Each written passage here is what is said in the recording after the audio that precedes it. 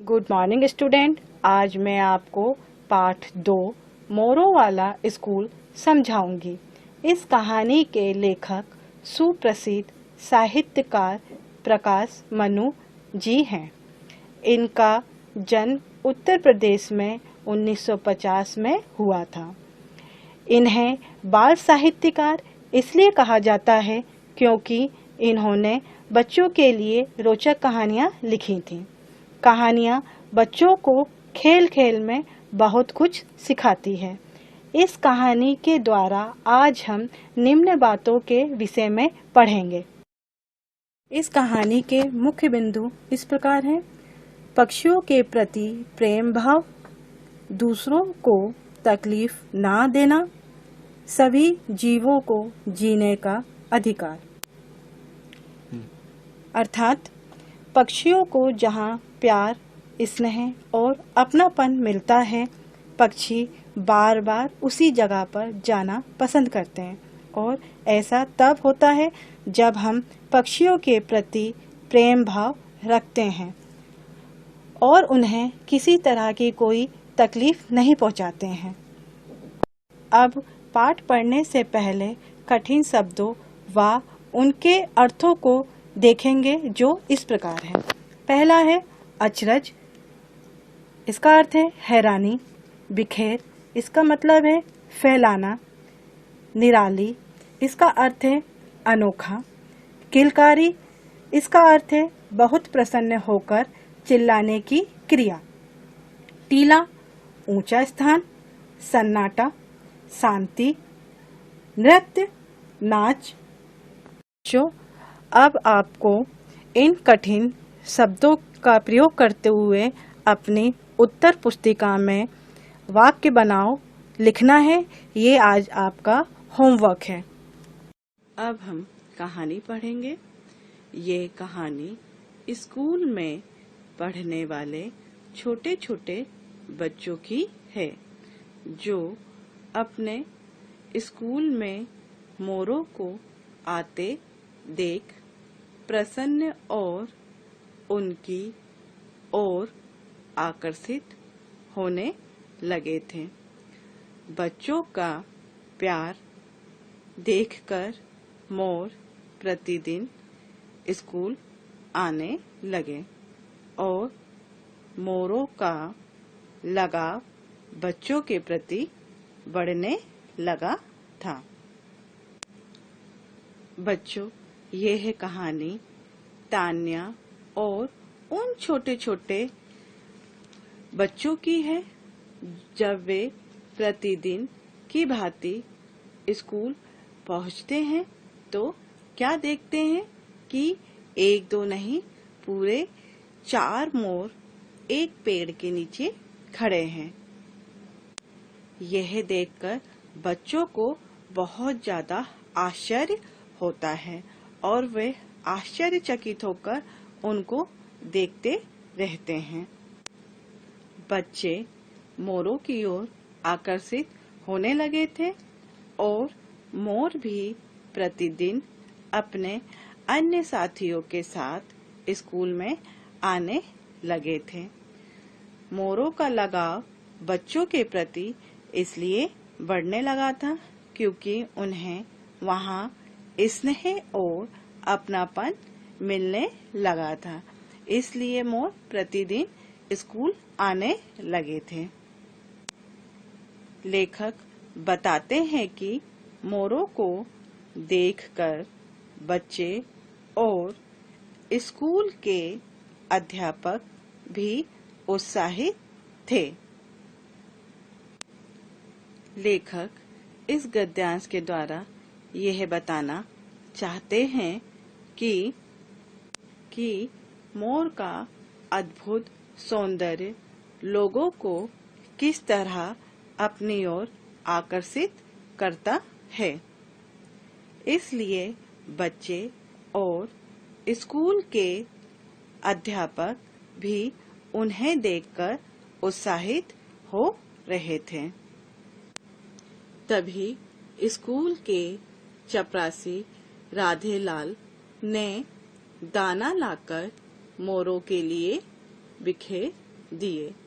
मोरों को भूख लगी थी, अतः वह जल्दी जल्दी दाने खाने लगे। मोरों को शायद भूख लगी थी, वे झट से वहां गए और मजे से दाना खाने लगे। इसलिए चपरासी राधेलाल ने उन्हें दाना बिखेर दिया था ताकि वे अपनी भूख मिटा सकें। विद्यालय के बच्चे मोरों की तरफ इतने अधिक आकर्षित थे कि कक्षा में बैठने के बाद भी बार बार बाहर मोरों को ही देख रहे थे। बच्चे बार बार बाहर इसलिए देख रहे थे क्योंकि उन्हें डर लग रहा था कि कहीं मोर उड़ ना जाए और हम उन्हें देखने से वंचित रह जाएं। इसलिए बच्चे उन्हें बार बार बाहर देख रहे थे। यह सिलसिला कई दिनों तक ऐसा ही चलता रहा। बच्चों को विद्यालय जाने में और अधिक मजा आने लगा था।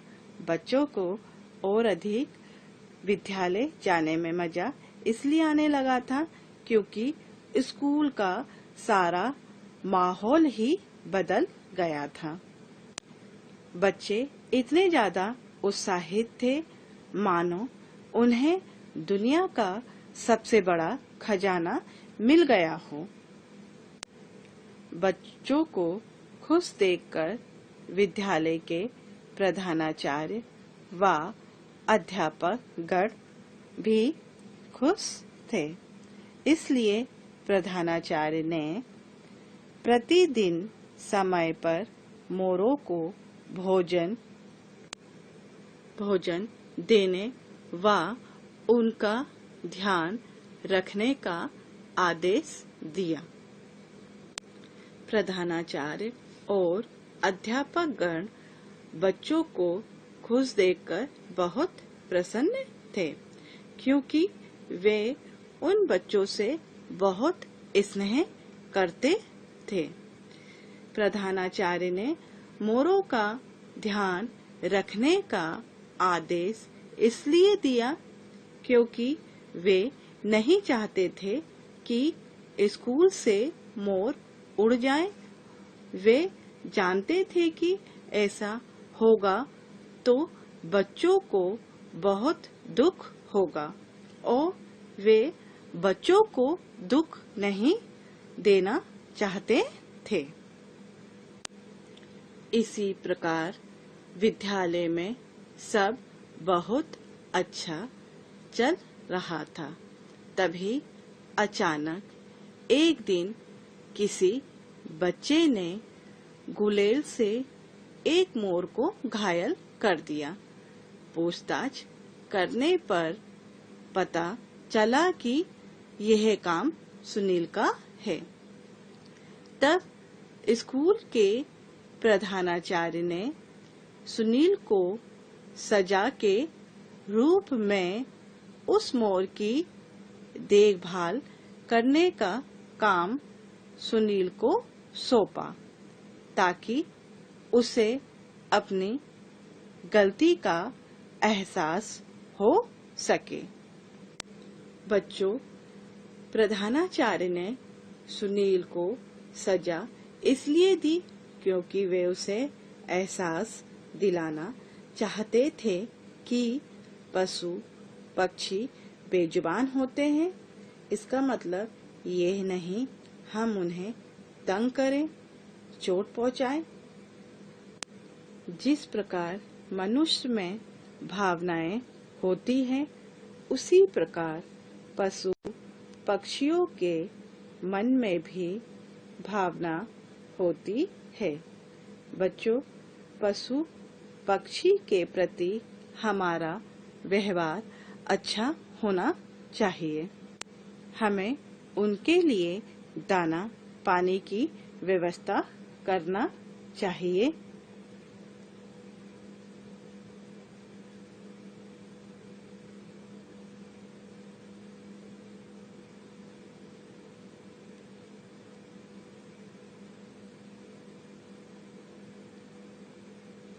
बच्चों, पशु पक्षी की सुरक्षा एवं उपचार हम मनुष्य की जिम्मेदारी है। जितना प्यार हम पशु पक्षियों को करेंगे, ये भी हमसे उतना ही प्यार करेंगे। यह देखकर सुनील की आंखों में पश्चाताप के आंसू आ गए और वह मन लगाकर मोर की सेवा करने लगा, जिससे कुछ ही दिनों में वह मोर ठीक हो गया तथा अपने साथियों के साथ उड़ गया। बच्चों, सुनील की आंखों में आंसू इसलिए थे क्योंकि उसे बहुत ज्यादा पछतावा हो रहा था, गिल्टी फील हो रहा था और वह मन ही मन उन मोरों से माफी मांग रहा था कि उसने जो गलती की है उसके लिए उन्हें क्षमा कर दिया जाए। सुनील मन लगाकर मोर की सेवा कर रहा था और मन ही मन उनसे क्षमा मांग रहा था। वह कई दिनों तक लौटकर विद्यालय नहीं आए। यह देखकर विद्यालय के सभी बच्चे बहुत उदास हो गए। बच्चों, घायल मोर जैसे ही ठीक हुआ तो वे अपने अन्य साथियों के साथ विद्यालय छोड़कर चले गए। यह देखकर बच्चे बहुत उदास हो गए। बच्चों को लगा कि मोर सुनील के व्यवहार के कारण इस विद्यालय से चले गए हैं और वे अब कभी भी लौटकर नहीं आएंगे। सारे बच्चे सुनील से बहुत नाराज हो गए और किसी ने भी उससे बातचीत नहीं की। लेकिन कुछ दिनों बाद मोर वापस विद्यालय आने लगे। यह देखकर बच्चे बहुत प्रसन्न हो गए। लेकिन सबसे ज्यादा खुशी सुनील को थी। बच्चों, सबसे ज्यादा मोरों के आने की खुशी सुनील को थी। उसे अब लगने लगा था कि घायल मोर ने उसको माफ कर दिया है, इसलिए सारे मोर अब विद्यालय में वापस लौटकर आ गए हैं और सुनील अब तो सुनील उनके साथ ज्यादा समय बिताने लगा था।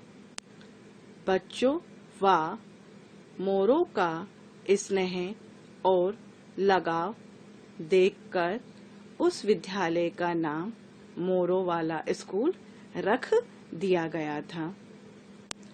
विद्यालय का नाम मोरों वाला स्कूल इसलिए रख दिया गया था क्योंकि वहां पर मोर रहने लगे थे।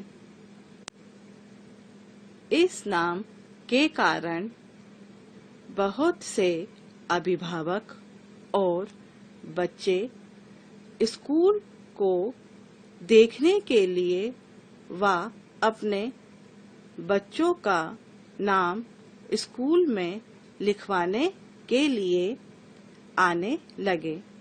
बरसात के मौसम में विद्यालय में मोर सप्ताह मनाया गया।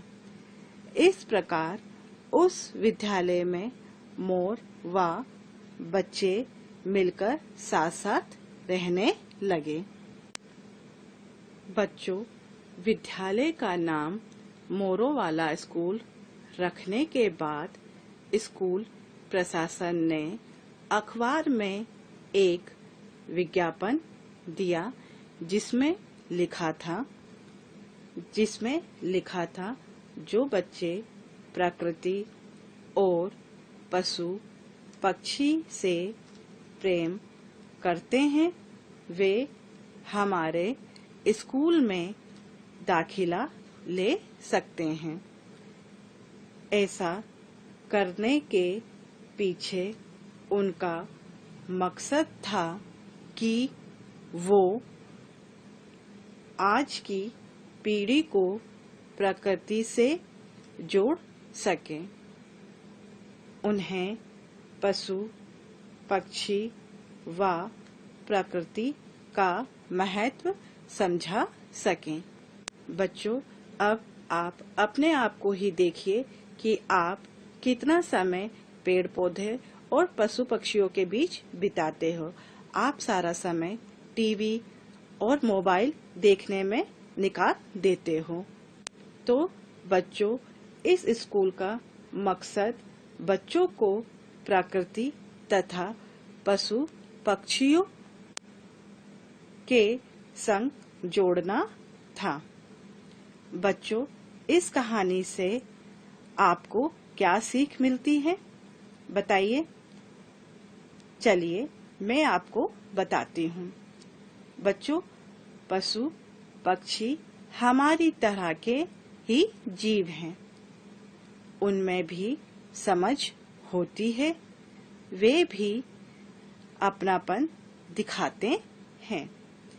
इसी भावना से ओत प्रोत यह हमारी कहानी है।